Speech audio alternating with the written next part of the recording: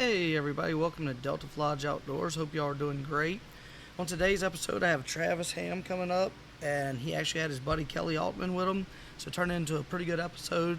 They were headed down to the U.S. Turkey Calling Championships in South Louisiana, and so we got cut off a few times. I think the last bit of it got cut out. Last couple minutes, they were going over where their Turkey Calling Championship's going to be, that they're starting back in Mississippi this year.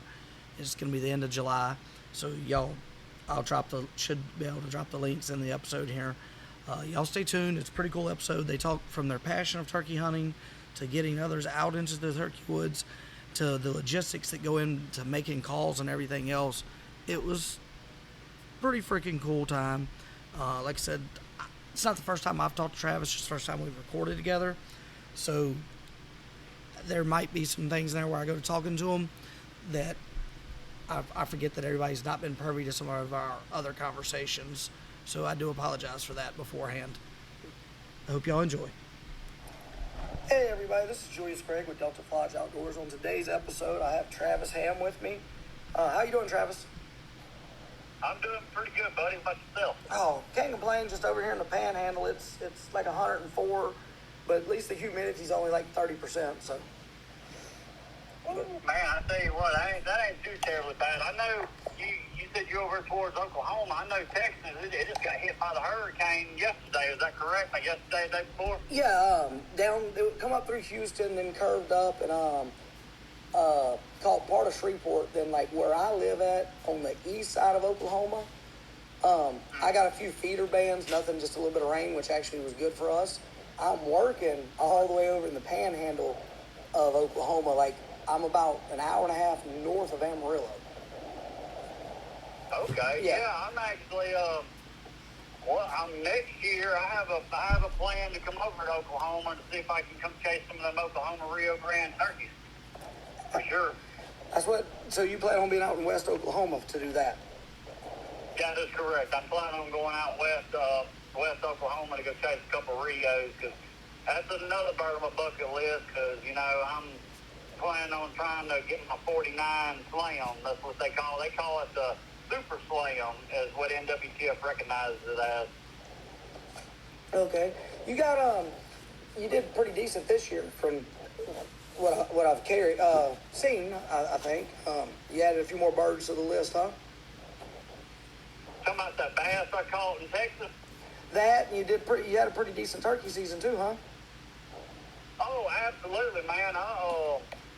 I started, as we speak right now, I have a man right next to me, Mr. Kelley Altman.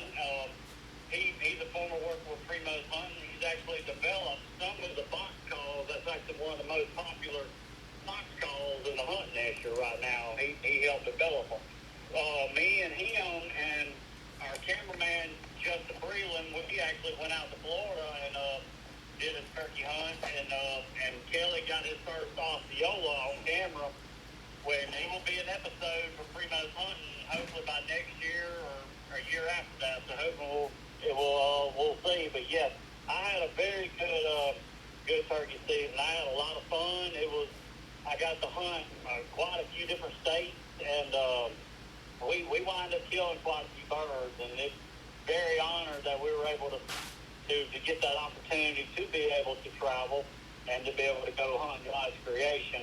And I went to Tennessee this past year, and I went late season to Tennessee, and I got my kicked. I will tell you, I hunted 8 different farms, dude, and could not get one to gobble, could not find one. But I did find a couple of hens that was already laying in some nests, had some eggs in them, so I knew right then that it was over.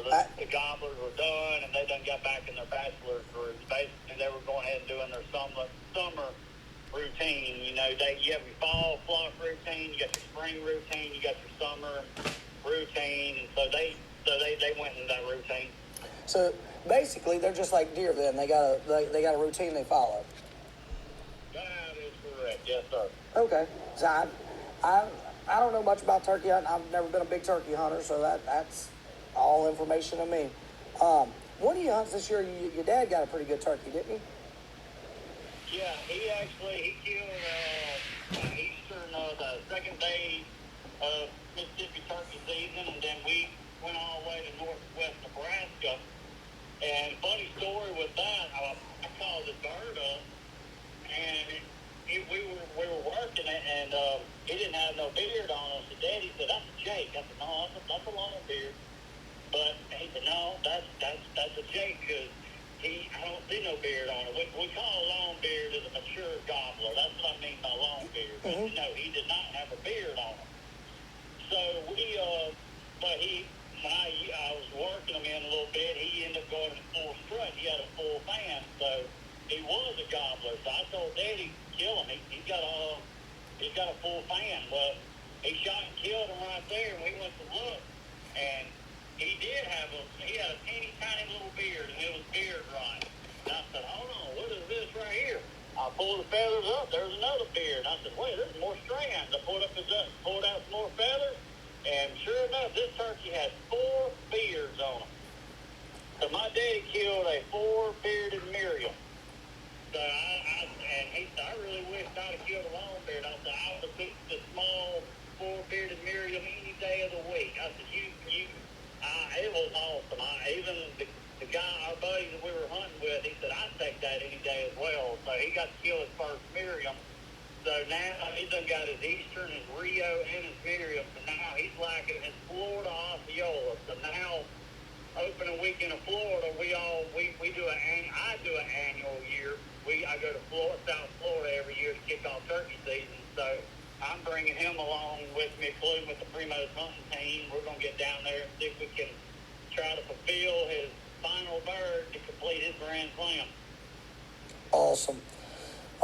That's what I know. Like that's a big deal when you're doing with turkeys. And what you started off earlier with talking about your 49. Why don't you go and explain that a little bit to the listeners and how it works? All right. Oh, the 40. You want to explain how the 49 goes? Yeah. Well, okay. Well, basically how 49 works, you have to kill a mature tom. It does not count if you kill a Jake. It has to be a 2-year-old mature tom for it to count for you 49. Basically, a 49 is you kill each turkey. Don't specifically has to be a subspecies. It just has to be a wild turkey that is killed in that state. And you have to kill one in all 49 states in the whole United States. And why is it 49 and not 50? Well, yes, there's 50 states in the world, but there's one state that does not have turkeys, and that is Alaska, because they'll be dark 6 months out of the year, and not it's not like every day like for us. So because turkeys, they have to have their eyes. They depend on their eyes to be able to live. So that's why we don't have turkeys in Alaska. So, and that's why the big game that survive at night over there, they're able to survive over there. So that's why there is no turkeys in Alaska. Hawaii, people think it's Hawaii that does not have the turkeys. They do have turkeys. They have Rio brand turkeys in Hawaii. So that being said, yes, killing all species in all 49 states is what they call the NWTF U.S. Super Slam. That's what they call it. Okay. That's a massive ordeal. Yeah. But I am planning on as well, because, there's a couple of different slams for sure. There's some out in Canada. There's one in Mexico. There's a slam. It's called the Mexican Slam. And then I'm definitely going for the World Slam. That's where we kill all 6 species of the wild turkey. And that will be your Eastern, your Rio Grande, your Osceola, and your Miriam. And that's inside of the United States. So, and I've already completed that one. So to get your World Slam, you have to kill the Gould turkey and the oscillated turkey. When you kill all 6 of those species, you get your World Slam. So that's next on my bucket list, is getting the World Slam. Yeah, sounds like you're ate up with the turkey, huh? Man, well, if it tells you no, I do it for a career. That's what I do full time. If anything involved with the wild turkey, that's what I do for full time. I build turkey calls for Primos hunting calls. That's what I. All right. And then I'm a part-time hunting guide and guide turkey hunt. So anything involved with the wild turkey, I live for it. I eat up with it 365 days out of the year. You know, this is what I tell people. It's turkey season for me 365 days out of the year. The turkey season never ends. So even if it's not yes, promoting turkey season, and two, I'm out there catching coyotes, foxes, bobcats, out there trapping raccoons, anything that harms the wild turkey, even crows. So it's a job nonstop trying to help the wild turkey. So when I'm not hunting them, I'm out there helping them, trying to grow the habitat. Because here in the state of Mississippi, we are struggling with the population. It has been declining to the point where it's got me very worried. And I tell everybody all the time, it's our job as turkey hunters. It ain't the government. It ain't the Department of Wild Fisheries. It's us. It depends on us as turkey hunters to grow back that population, and that's going to be good habitat. And taking out all the predators that does any kind of harm to the wild turkey, including the poults. That's what is the baby turkey. Mm-hmm. And you got your nest raiders. Yeah, your nest raiders. That's where you kill your possum and your coons and your skunks and the crows and anything that will eat the eggs, because that's the ones you got to take out the most of the nest predators. That's the ones you really got to worry about. So, and then of course turkey calling contests. I'm always competing all over the country. And as we speak, we're on the phone. Me and Kelley are heading to the U.S. Open Calling Championships, one of the biggest calling competitions in the whole country. So they got Kelley over here. He's judged in the U.S. Open division, and they got me judged in the U.S. Friction preliminary divisions, which I also will be competing as well. I'll be competing in the U.S. Open. I'll be gobbling, and I will be doing the hoot owl. So all I hope, man, is I'll get up there and give it 120%, and just hoping the judges give me a good score, and we just go from there and see where I rank. Yeah, so it's all you can ask for. Absolutely. I'm gonna throw a question there if Kelley wouldn't mind answering and telling us a little bit about the design behind his turkey call there, to where people that might not know what it is you can break it down for them real quick. So you designed one for Primos is what I'm asking about. If you want to give us some ideas behind it. Yeah, it's a lot of science that turkey hunting on designing turkey calls. It's when the older box calls went from the old conventional style that a lot of people built for years. And a lot of people still build them. But now a lot of your major call companies went to a two-piece box call, which years ago you had a bottom to the box with two saw grooves cut in with two sides on it with two blocks at the end and then plus a paddle. Mm-hmm. Well, that's old technology compared to the way things are these days with CNC technology. I mean, you just stick a block of wood in there and design it on a computer in a jig, and it routes out and it gets down to the fractions of an inch. The design that you want it to be, the chamber of a box and the thickness of your slates. I mean, any kind of turkey call is like a musical instrument. There's things about it that it's just like a fine-tuned instrument to play in an orchestra, basically. I mean, it's an instrument of the turkey that turkey hunters use. And I mean, it's a lot of technology behind it that a lot of people don't know. Different wall thicknesses of each side to get the gobbler sound. If it's a double-sided box, get a gobbler, jake, yelp sound compared to a hen sound on the opposite side. Where versus a single-sided box is mainly just a hen box. But it's a lot that goes into designing turkey calls, way more than people actually know behind the scenes. It's a lot to it. That's what it sounds like. Like you just told me a bunch of stuff I didn't know. I'm gonna jump back to where you said it was like a musical instrument. I know, like when you're playing like saxophone or clarinet and stuff, reed instruments, they have different thickness of reeds, and that'll change the sound and how hard and everything. So that would kind of be what you're saying with how the design on the box, the different thickness levels of from the lid to the sides creates the pitch, and then how hard you rub it, sir. Plus different woods, different types of wood. You can make it out. There's mahogany, purple heart. That's what the heartbreaker, little heartbreaker, were made out of.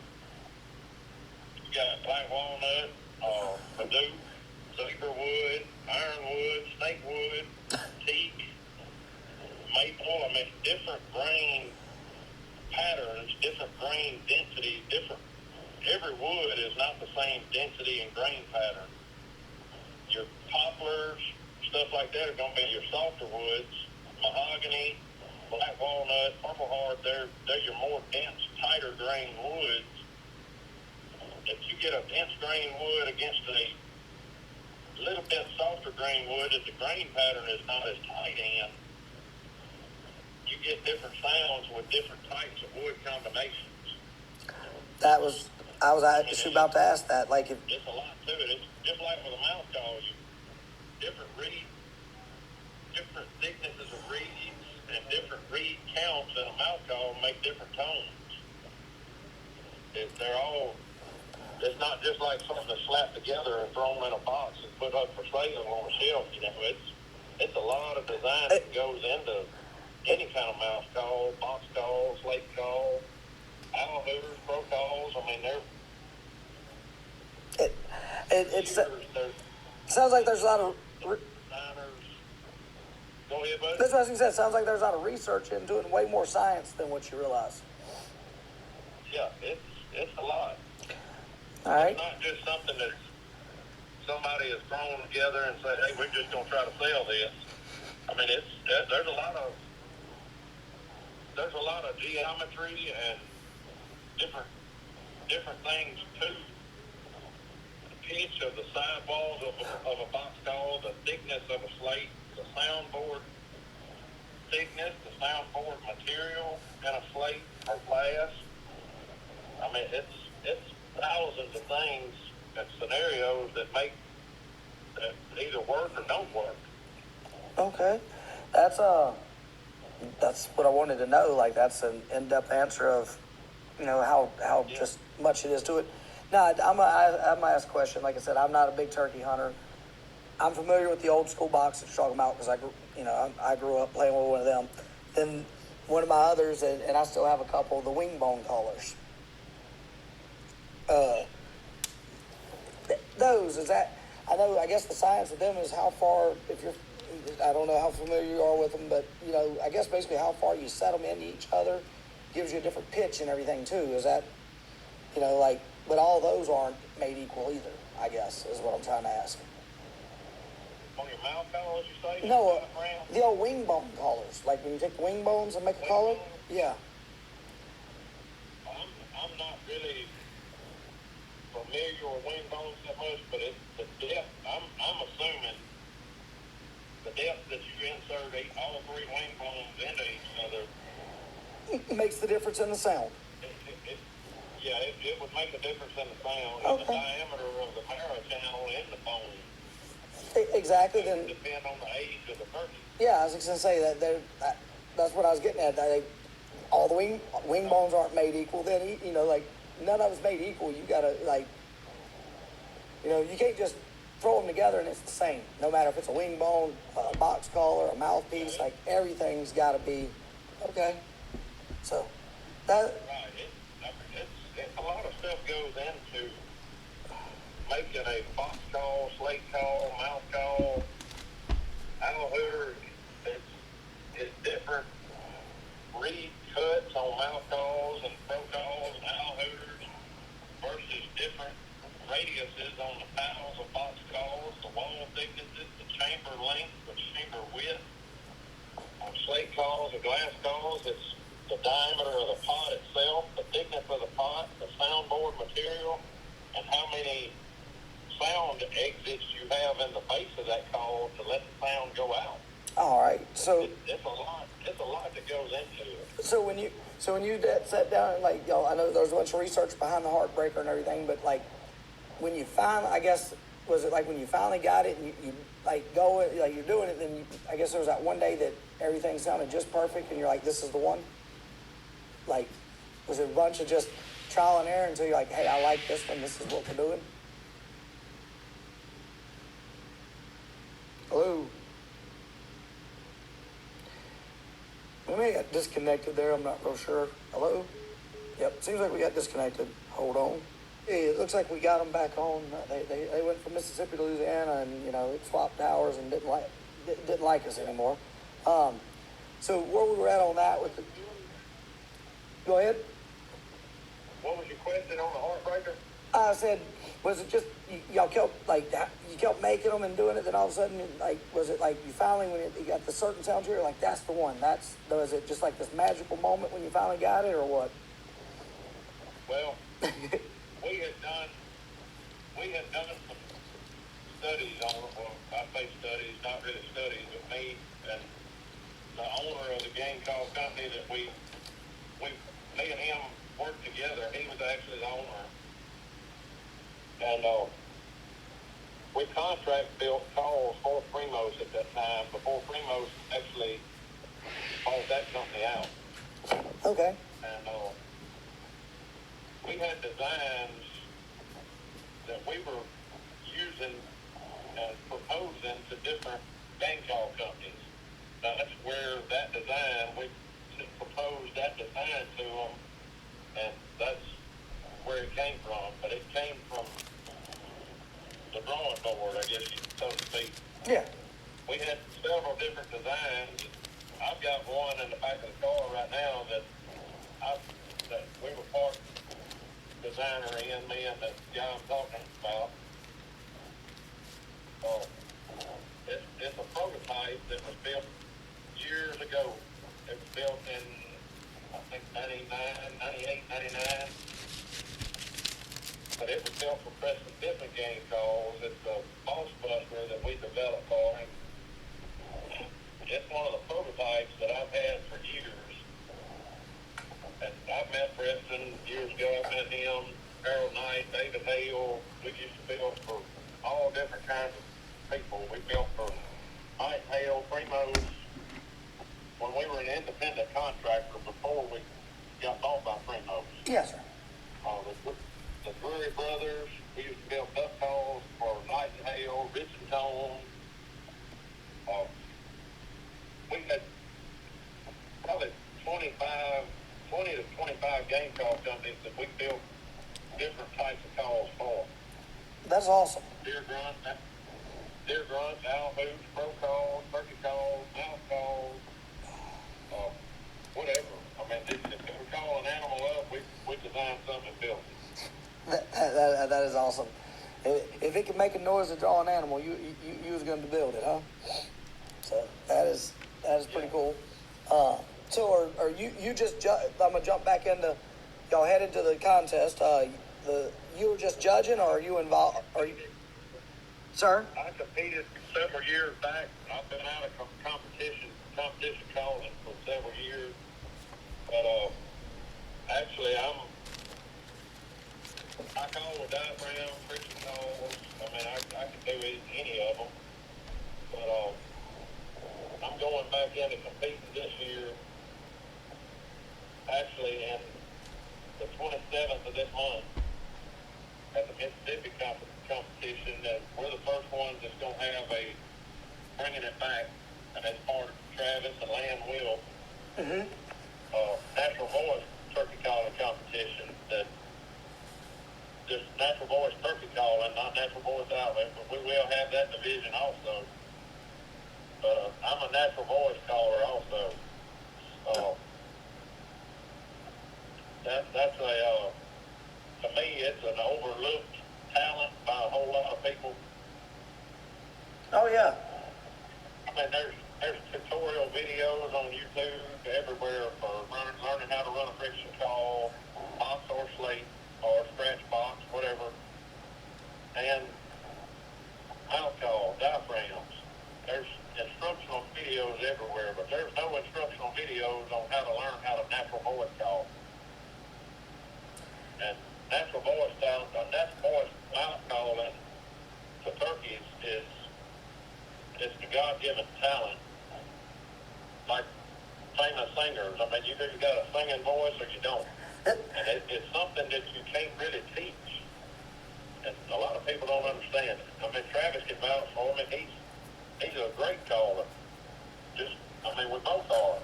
But Travis can't natural voice call like me. And I wish I could teach him how, but it's an internal thing in your body that how you control airflow. It's hard to do. Yeah, I've seen one or two people like that could do it, and it's very impressive. Like I've seen that done, and it's not something that like you summed it up perfectly. Like you either can or you can't. It's hard to, like. There's very few people. I put it this way. There's probably there's hundreds of thousands of people that can think they sound like a turkey, but they don't with a voice. And then you got the guys that really can sound like a turkey. And be behind a wall, and you be on the other side of it or out in the woods, and natural voice call with your mouth and have a hunter fooled into thinking that's a real turkey over there. I've done it, I promise you. It'll blow your mind. Well, that's what I was going to say, because usually, like, you can, on a box call or a mouth call, you can kind of tell that it's, a mechanical, not a natural. Yeah. And I can imagine, like, like, you can tell the difference between a natural call and the mechanical call, so that it probably does fool a lot of people. Yeah, it does. So. And I've had people, when I've done it, I did it in Texas, was that 2 weeks ago? Yeah. We had a little, just for fun, competition with me and a natural voice caller from Texas. R.P. Richfield, he's a great guy. He can do like I can. I mean, he sounds like a realistic turkey. But July 27th, we're gonna see who the winner is. Oh, that is awesome. I'll have to. Not just me and him, but I'm curious to see who else our competition is gonna be. Okay. The reason we're pushing for this is to the natural voice people, and I know Travis wants it too, but I'd love to see the natural voice competition get back to a national level. Because it's almost like natural voice guys that have the God-given talent to do it, that were born with it, basically, don't get recognized. It's just like, oh, he's a natural voice caller, he doesn't count. A lot of natural voice callers can call out calls and friction calls also.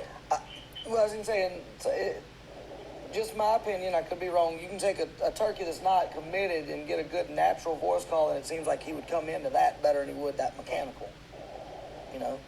Like I said, I'm not a turkey hunter. It's just my opinion. So. I just say to anybody, any of your listeners or viewers, come to Mississippi to the Clyde View Center on July 27th, and you'll get to hear what a natural turkey caller sounds like. All right. Definitely, Travis, when we get done, text me the information for that and everything, and I'm gonna put it on the bottom of the. Damn it. When the podcast goes live, it'll have where they can find y'all and everything. If you text me all that information, I'll add that to it where people can actually, know where it's at and when it's going to be too. That read the description of the podcast. But we'll add that to it. And so. Well, I wanted to say that I'm gonna go ahead and tell you real quick while it's on my mind. Like Kelley said, our calling contest is July 27th at the Clyde Youth Center in Pearl, Mississippi. It is the 2024 Mississippi Turkey Calling Championship. We have everything from the Post Division, Junior, Intermediate. We got the Hunters Division just for all the hunters out there. And then we're going to have the Natural Voice Turkey Calling. That's what Kelley's going to be doing. And we have the Natural Voice Owl Hoot. Now, that's something that we have not seen in years that we're bringing back to the contest. And I'm telling you what, a lot of people reached out to me about it, and they're excited about it. And I definitely cannot wait to see what the outcome and how many callers are going to show up. And also, we'll have the Senior Open, and we'll have the Senior Friction. That is going to be for callers that live out of state that can compete in that division as well. And then we have the state residents, like just for Mississippi residents only. We have the Open, that's where you can run mouth calls, and then on the Friction is box calls, things that involve friction. Okay. And I'm going to say it's going to be, we got very good payouts. We got a lot of very good prizes. And we actually got some big, some famous turkey callers that's pretty big in the hunting world. They're actually coming to the contest that me and Lan are hosting. And I tell you what, it is going to be a show that you do not want to miss. It was going to be, you'll see some of the best turkey callers in the country that day in Mississippi. That's awesome. I'm gonna ask a question just because I'm curious, especially with natural mouth calling. Is there a men's division and women's division for that? Or, since there'd be a different pitch to it, or am I thinking too much into this? You kind of cut out right there. Can you repeat that question?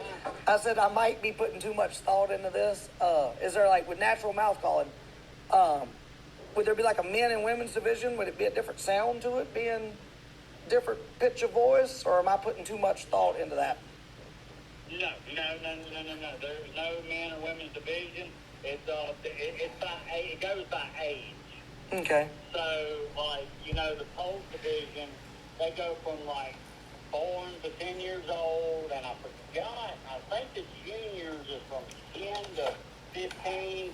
Intermediate, 16 to 21.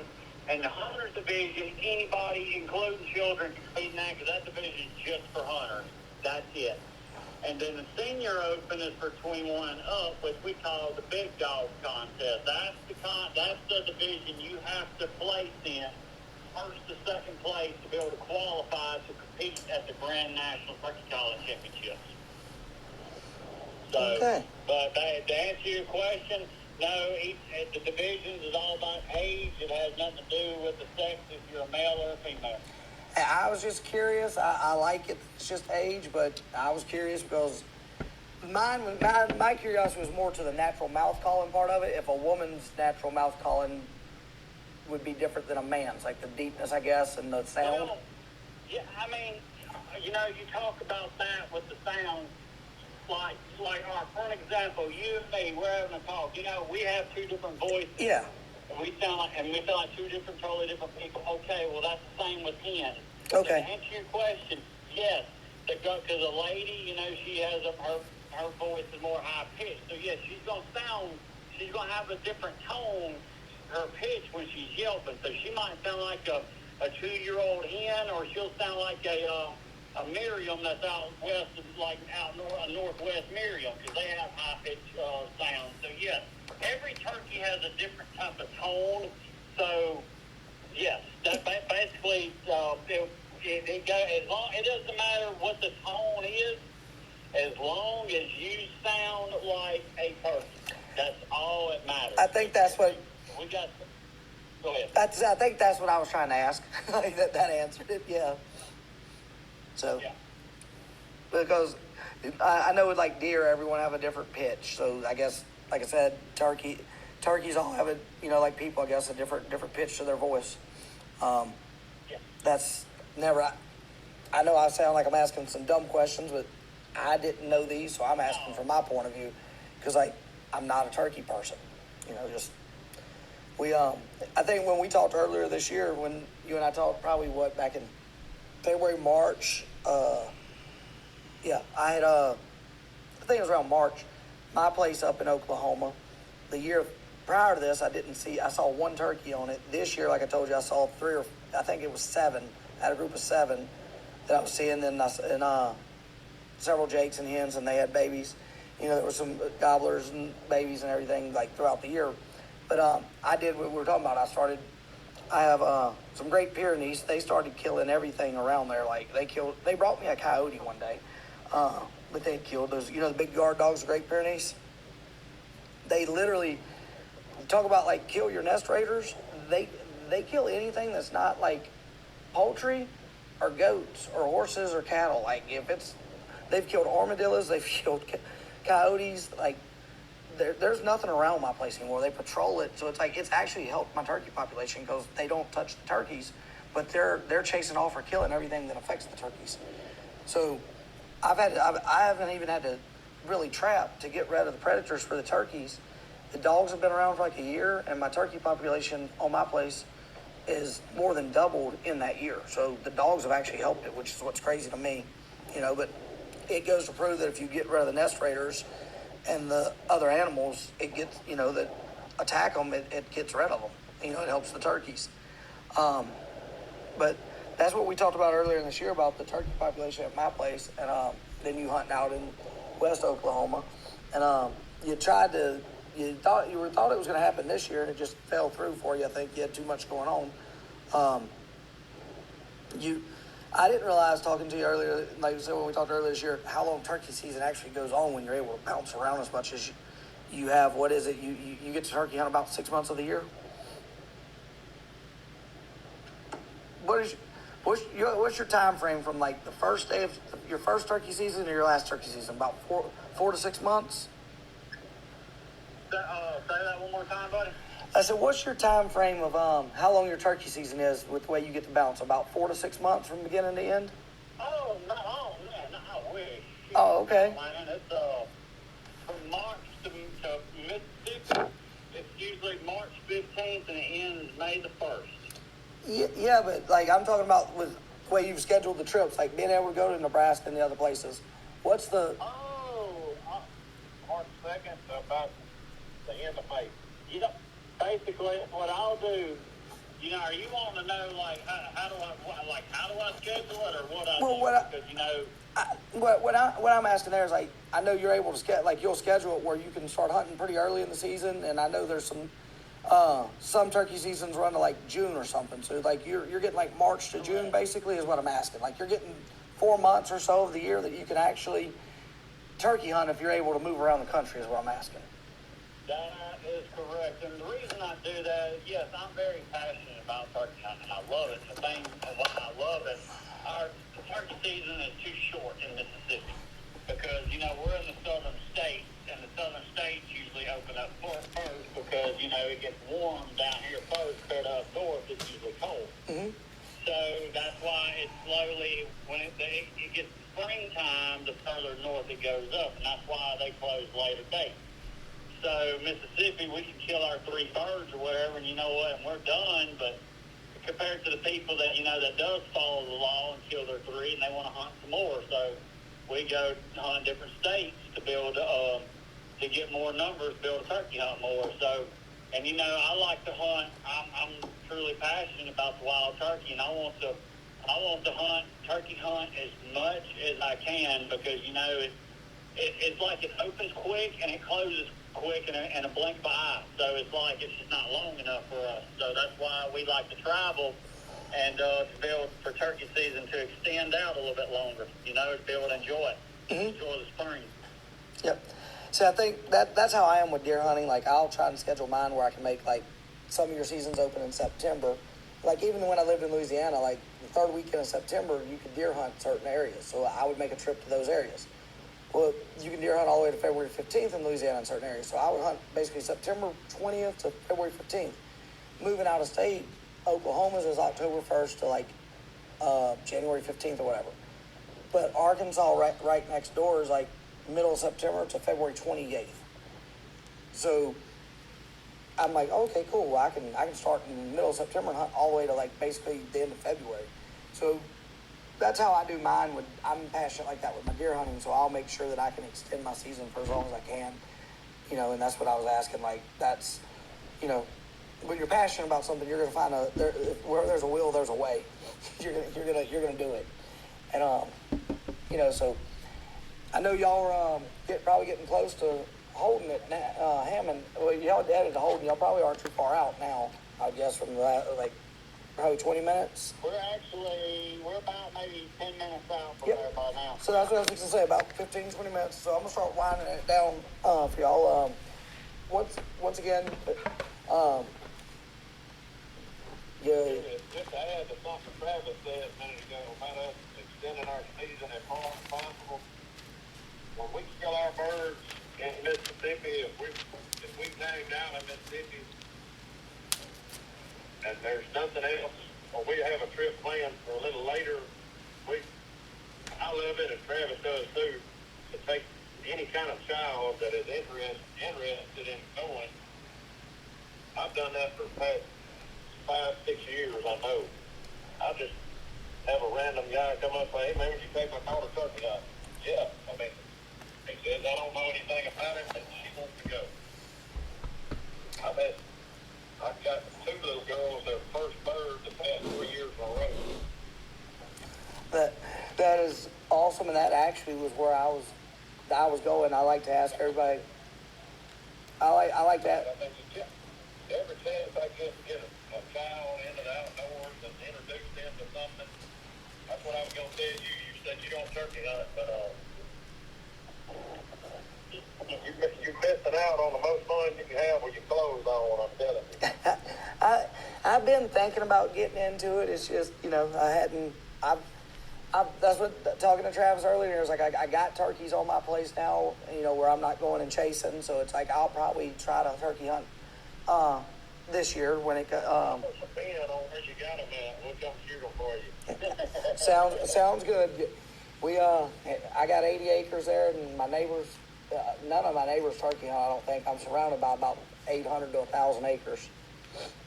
So, yeah, we Well, let me ask you this real quick, Julius.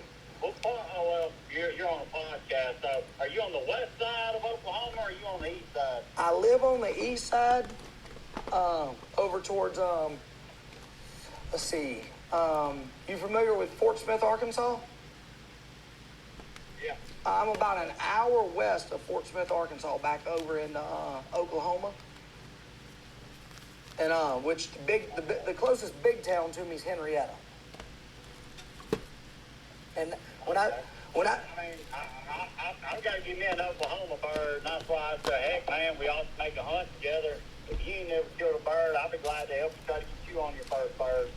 Get your first bird, dude. Hey, sounds good to me. And now the west side of Oklahoma, I told Travis this earlier in the year. I'm familiar with a good bit of the public land out here, out in the Panhandle, but I also I can probably get y'all a place to hunt out here too. I gotta make a couple phone calls, but I know some people that have some pretty good sized places out here. So I'll see what I can do to get us. Yeah. And see what I can do to get us on one side or the other. But you actually answered the question I was going to ask before I ever asked it about taking others in the outdoors. And because like 3 questions I like to ask people. The first one is, who got you into it? Did you learn on your own? Was it a father, grandfather? Just. I didn't have anybody in my family that actually turkey hunted, other than I've got 2 brothers. I've got one older and one younger.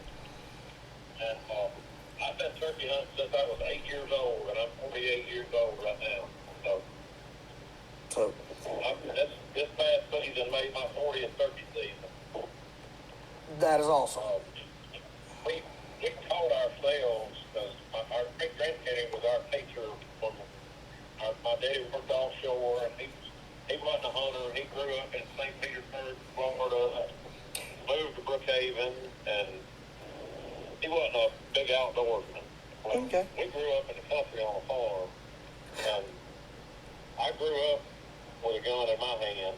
I mean, I hunted. That's what I've done. I hunted and fished since I was big enough to carry a shotgun or a rifle. And, I mean, it's turkey hunting. There's nothing in Lord's creation in the outdoors that means what the wild turkey means to me, and it won't ever be. I get that. I love my family, I love the Lord, but I mean, as far as any wild animal, there's nothing that'll ever top a wild turkey to me, ever. Well, you answered the third question too, because the third one is, what is your favorite your favorite hunting season and animal to hunt, and you just answered that one too. So you like batting 100 on me. I'm a part-time mind reader also. Hey, you're doing real good tonight. So. Absolutely, bro. But that's the same with me, man. I love my Lord, I love my family, but nothing tops off like the wild turkey. And I do deer hunt. I love to fish, squirrel hunt, dove hunt, duck hunt. But it's just I do all that just to pass time, just the turkey season to come back around. But I mean, it's just nothing. It's just a gap bridge with the other seasons. Yes, like the spring. What I do, because when I killed my first turkey at 8 years old in 2001, I fell in love with turkey hunting, headstrong right then, like it just went down ever since. And I loved it so much to the point that I wanted to make a career out of it. And I worked very hard, and I made a career out of it. I tell people all the time, and they ask me what I do for a living. I say I fill turkey calls for a living, and I don't have to work another day of my life. So it pays the bills and keeps the family fed. I'm not going to complain one bit. No, and go ahead. Did you say? Yeah. Oh, okay. I heard Kelley, but I didn't know what he said. So, but yeah, that's the. I'm just agreeing with Travis. I mean, Travis is my brother. I mean, me and him. When we met, it was just he's identical to me. He's a little younger than me, but I tell you, me, him, and Justin, the Primos team, the Primos film team, get together. I mean, it's a good time. We have fun. We do what we love, and whether we harvest the animal or not, I mean, we have fun with each other. I don't ever care if I ever kill another bird, ever. As long as I can go out and hear them and see them, I'm happy. I love them. That sums up, basically what, you just summed up what the turkey means to you, and that's awesome, man. That's what I want people, because, that's what I want to get at. The point of the podcast was to get a point of from a real turkey hunter and true sportsman and everything of that. And like y'all both have said, you're doing what you love, so it's not work. When you love what you're doing, it doesn't matter. It doesn't matter what it is. If you love what you're doing, it's not work. And that's where I think as a society we've got everything confused. We work to live instead of living. You understand? I might be saying it backwards. We live to work instead of work to live, or whatever. A lot of people don't realize that the wild turkey was almost the federal bird of the United States. Yep. We'd be hunting bald eagles if the turkey was the federal bird. Yep. It did. I knew that. It didn't miss it by much. It missed it by 2 votes. Yep. Yeah. And people don't. That's what I can't stand about outlaws, poachers, and I mean, the states that mandate laws and limits on game limits for a reason. I agree. I agree, and it's like, no matter what it is, whether it's turkeys or deer or taking too many fish or whatever, it's like you're showing that you're selfish and not caring about anybody but yourself. And it's like, a lot of those people are going to be the main ones to complain, saying our population's going down because it's all because it's part of you. Yep. Oh, and what gets me, it's like, I'm not gonna say it's okay. You know, I'm not sitting there saying it's okay. But there's certain situations I can look at and be like, well, I understand why they did that. But when you go and shoot one, like these people that just shoot a deer to cut his horns off, I have a problem with that. Yeah. But like, if you take a wild animal, you need to use it to what it Yeah. was designed to do. yep, and you know, it's like I'm not saying it's okay to kill it out of season or whatever. But there's a fine line. You know where I'm going with that. With anything like that, you give that animal respect. Yep. I mean, no matter what, even if there's an accident or whatever, do the right thing and give that animal the respect that it deserves. For example, you know, I had a buddy of mine, he accidentally, when he killed a gobbler, he accidentally hit a hen. He called the game board and all that, and reported him, told him that it was an accident, it was all his fault, you know, the game board said, okay, that's no big deal, just you can clean it. And he did, and you know, no matter if it's an animal, even if it was an accident or whatever, give that animal respect. Yep. Yeah. Yep. So, because you took it you took a life away. You know, this animal is living its life, doing what it does every day, just trying to survive and just living out. And when you take that animal's life away, and you're taking something that's delicate that they're living up to do, you know, and that's why you feel the remorse for the bird, and you just show it all the respect that it deserves. So, and that's what I always do. And every animal I kill, I give it the most highest respect I give. And sometimes I'll get the turkey and I'll pet it and I'll say thank you for putting on a show and doing what you do. Thank you for letting me, and I do, and I'll thank that bird right there just for letting me have the opportunity to play the game with him. And I give him the respect that he deserves. That is awesome, and that's how it's supposed to be, and that's what, you know. I preach the same thing to my little boys. My oldest one just turned 12, actually yesterday, the 10th, and my youngest one's 9. My oldest one's not a deer hunter; he'll fish. My youngest one, if it's hunting, it doesn't matter what it is. Like, you could tell him, hey, we're gonna go try and turkey hunt. Okay, we going deer hunting. Okay, he's down to hunt no matter what it is. But he's also like, he killed his first deer when he was 8. He killed it with a crossbow, and when I went to take a picture of him with it, at first, he walked up there, I'd found it, I went and let him track it after that. He goes there and he kneels down beside it, you know, he's got his hand on it, looking at it, and he's, you know, thank you, like he's talking to it. And I'm like, you know, like, he's never seen me do that, but he naturally just did it because to him, that was the right thing to do because that deer, you know.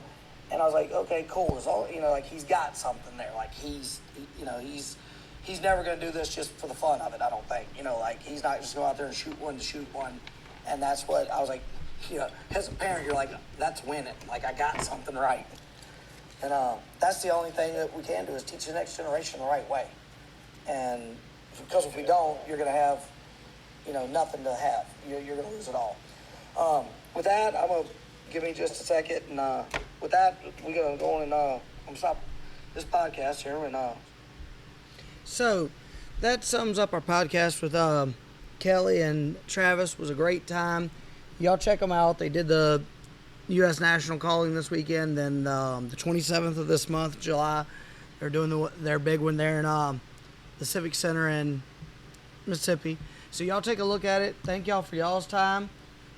And always remember, like we even talked about there, get the next generation in the outdoors. That's the only way to keep it alive. Thank you. Julius Craig, Delta Lodge Outdoors.